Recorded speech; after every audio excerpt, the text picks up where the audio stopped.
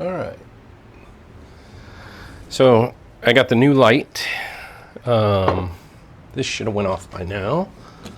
Sorry, I'm discombobulated. My camera, my new camera, was out of power. And I don't understand why. I had it plugged in, just getting used to new equipment. So speaking of new equipment, this overhead light, and I'm not sure, I mean, it makes a good shadow right there. It's pretty hard. Let me bring this up. So again, sorry for the movement here. I'm trying to work things out, if you will, with the camera. So, and then what I'm going to do is there's another camera right here. It's actually my cell phone. I'm going to bring that down so it's maybe more like that. And ooh, too much. Sorry, I'll probably edit all this out.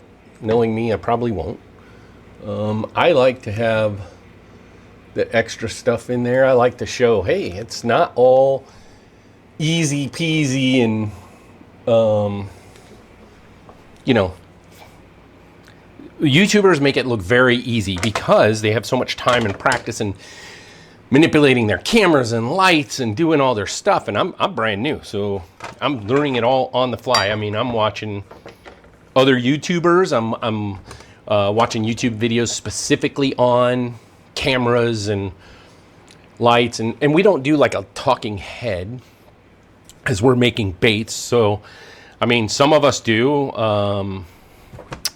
SDG, Custom Lures, I love his videos, love watching them. Chris at World's Worst Fishing, love watching him. Bait chucking, love that. 8-Bit Baits is bait chucking, same guy. Which, in fact, it's kind of funny, but military 24 years. I've been in all kinds of stuff, movie related, while I was in my military career, which was kind of cool. Yeah, yesterday, Bait Chuckin' jumps on my YouTube video and says, "Hey, new guy, love the content and subscribed." And I kind of got a smile out of that, and I was kind of like, "Dang, I made it." Now I've talked to Chris, World's Worst Fishing, before I had my, before I had my YouTube channel, if you want to call it that. Not really before, but before I started doing this. Ooh, I may have left that in there a little long. It's not burnt, but let's bring this down. So where are we at? Oh yeah, 390. Okay, so it's not burnt. It didn't get too bad. It's just kind of cold out here right now, so there's a lot of smoke going on. Let me bring this down. So yeah, anyways, Bait Chucking gets on there and makes a comment. And for those of you that do YouTubes, you know, commenting and liking, it actually means something. It's, I like it. I try to answer every comment. If someone comments on my videos, they take the time to do it, I'm gonna write them back. If they ask a question, I'm gonna put a comment on there. I like the interaction. I mean, it's just kind of cool. But not that I was starstruck, but I was like, I had that moment of, oh, I was noticed by somebody who I buy his product. I watch his videos. And he noticed me and just said, "Hey, welcome to the community, subscribed." And I thought that was pretty cool. I was like, that's pretty cool. And I don't really know why. I'm gonna have to back this. Whoops, not a good spot for that. Right there by my vac. But again, everything is new. Everything is getting changed around. Trying to find the best spot for things, trying to figure out, you know, take away my heat plate here, hot plate, and just, if I put this here, I think my phone will end up, it'll be on the camera for the phone. But I can do this. And then put that there. Yeah. So I'm trying to have a kind of a downward shot. The light up here that I just installed, there's some videos before I did a short and some video. It's kind of making hard shadows. And I don't understand why it's doing that. Shouldn't be doing that. At least I didn't think it should be doing. This is vacked. It's still going. Large bubbles mixed with some foamy stuff. So that's gonna vac, and I'm gonna do this because this tells me, hey, I mean, there's a reason for that. It makes your sound go up. You can look at that spike and go, that's where I need to go to. And just some, yeah, I've been watching too many videos. I have a friend of mine, Jason. I sent him that video of me messing around with the Quakes, the sweet gum in the little thing, and I actually posted it. I wasn't going to. It was literally made for him, just messing around while I was making baits out here one night. And his reply was, "Oh my gosh, get out of the bait shop. Too many fumes. You need to go fishing." And I thought, oh my God, that's hilarious, because I was sitting here like, from the movie Seven. What's in the box? Fun times. It was good. But yeah, let me check this and let's go. Oh. Man, that thing is frothing good. That plastic is a remelt from the other day. As you see, probably like most bait guys, you know, I've got just a ton of different baits sitting out over here. I got this one up here because I make something and then I have leftovers, and sometimes I end up shooting it all and sometimes I don't.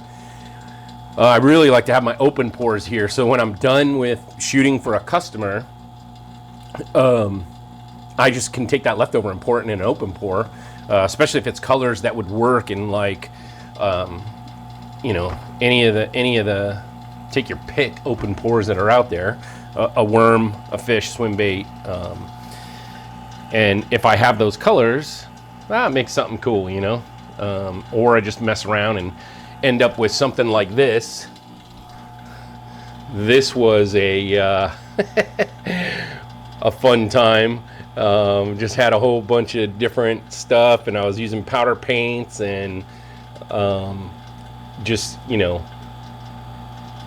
acting like I was gonna be part of World's Worst Fishing or something. I don't know. I like to watch his videos and I see all his different things he does. And you know, another guy I haven't talked about on here is Sweet Gum, and I met him right when I think pretty close to right when he started was right when I started. I just wasn't going the YouTube route. I wasn't doing videos. But he and I we were in a contest that Angling AI did. This is back in COVID. And we were putting up our baits, and he ended up doing very well in that. I think he got through like the first part of it. We had to put up a bait, and at the time I was brand new, so I didn't know any better. I think I want to say he put up a craw, and maybe it was a crappie craw. I think that's what or not a craw, a tube. Yeah, I think he did a tube, and real good dude. He and I had a lot of conversations together. In fact, he and I just got to talking, and he told me some stuff that he needed for his bait shop, and I ended up sending it to him. Just so he had it, something with the hot pots and a mixer or something. His motor had gone out. I can't remember exactly. This is back in COVID and deploying and going to austere environments for me. But yeah, but really good dude. And I can't remember if he won the whole thing, or I know he placed in the top 3, and then I remember like Angling AI, and then I think Chris from World's Worst Fishing, I think he was one of the judges. Yeah, it was, and I just put up some ribbon tail worms. I took a piece of white rock, and I put some ribbon tail worms on there. It's, stuff I use in my aquarium. And yeah, I had that on there, and there, you know, there was nothing sophisticated at all, you know, and they were looking for that level of stuff. Obviously with Chris there. You know, he wanted to see something really good, and not to pull away from. Oh my God, brain dump. Not to pull away from the contest, because the contest was very cool, but it was geared more towards people who had made baits for a while, and then there was some guys like me who hadn't really made any. And then I really enjoyed the contest. I don't know if they are continuing to do it. It was a good time. It was a lot of fun, actually, especially communicating and talking with the other bait makers, and then building pseudo friendships with them, right? Internet friendships where you're just, hey, talking about the different things you're making, talking about the different colors, and you know, there was a couple guys on there, and I can't remember them all. I know the one, he turned it into a business, and I think it's him and his son that do it. Yeah, but that was very cool, and I enjoyed that portion of it. That portion that it was great to make baits, but it was the portion of talking, having a collective area where the bait makers were talking and passing information to one another, and you know, some guys were obviously not talking because they're taking it very seriously. They want to keep their thing hidden, and this is what I'm doing. It was afterwards, after the first wave, because I think it was like wave one, you know, 100 people put in their baits, and they busted that down. They said, okay, these top 10, and you're going to now make this particular bait. I think it went that way. Like, they told them, you have to make a craw, or you have to make X. And then I think they could come up with whatever, and then they dropped that down to 5 or 3 or something like that. Sorry, I was deploying. I was going. So I was trying to pay attention. I was watching the videos, but at the same time, I also had a real life mission going on. And but I think they dropped it to 3, and then from 3, then they came in and said, okay, you have to use this mold, and you got to make it this pattern. And then they chose from there. I think that's how it went. I don't know. I'm gonna have to reach out to them, because I would love for them to do that again. If nothing else, just the collaboration of all the bait makers, and, you know, having a good time talking about it. But all right, I'm gonna bring this camera. I know this one is aimed right here. But to preclude, I'm gonna get two. Whoop, yeah, Lee, I gotta adjust this thing. But I'm gonna bring this, and you get to see my messy garage in the background. Still trying to fix all that up. All right, so let's see. That's there. Okay. So, oh, you know what? So, yeah, this is that June bug from the other day with blue and purple in it. But I made that video, and then I was like, you know, I really want to put green in it. So I had one of my guys come over, and he ended up picking up the urchins in that. But then he said, hey man, I would like green in there. I said, whoa, no problem. I have lots left over. Let me throw a dash, 1/8 teaspoon of green. And I think this is Kelly green. Yep, Kelly green. And this was 0.062. So I'm going to go to Evergreen, and I'm going to put 0.015, but I'm going to drop it down to 1/16. So a lot bit different color shade of green. And I'll put that so you guys can see that. So you can see the two greens there.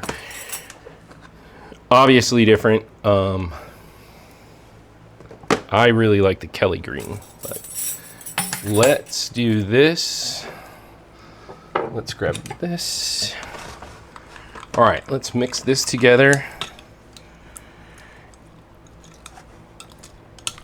And I'm not sure. I'm sure that this is out there in a color recipe somewhere, and it has a name. So it's Junebug with purple, blue, and I put 2 different colors of green. I asked him if he wanted some gold flake in there too, because I would have loved to put some gold in there, and we would have made it like true Mardi Gras is what I would have called that. But he wants some sweet gums with that color pattern. So I am doing this. Another thing about the sweet gums that I'm looking at other urchin style baits, and I have customers coming over and asking me about it. The tentacle portions are really thin on the Angling AI sweet gum, and a lot of guys are wanting the thicker arms, right? And I don't know if Angling AI has thought of that. I know they're making the bigger one now, the 4-inch. I'm gonna have to order it because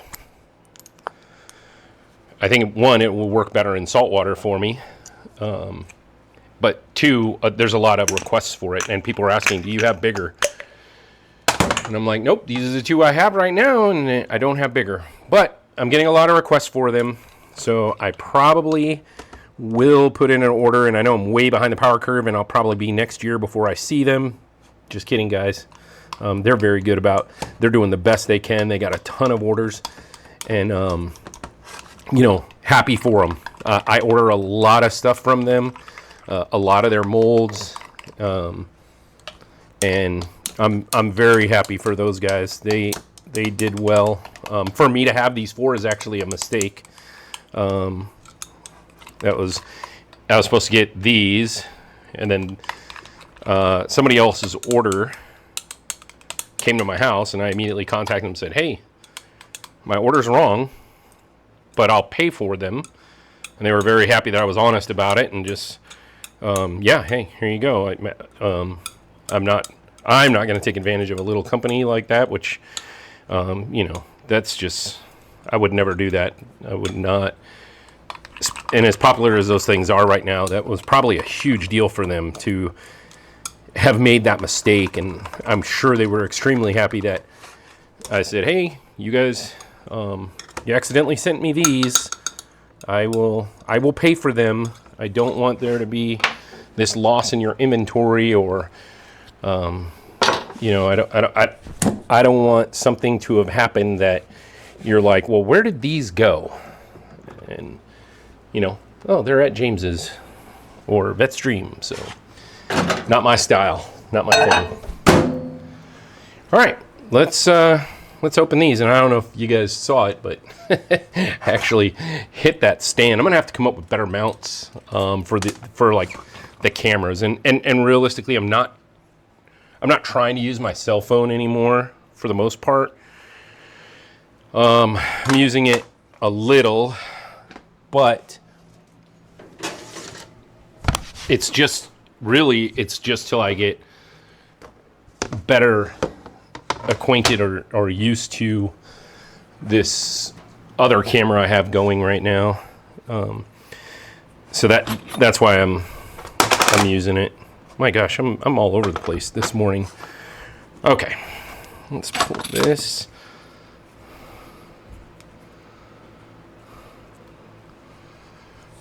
So that's that Junebug, blue, green, purple.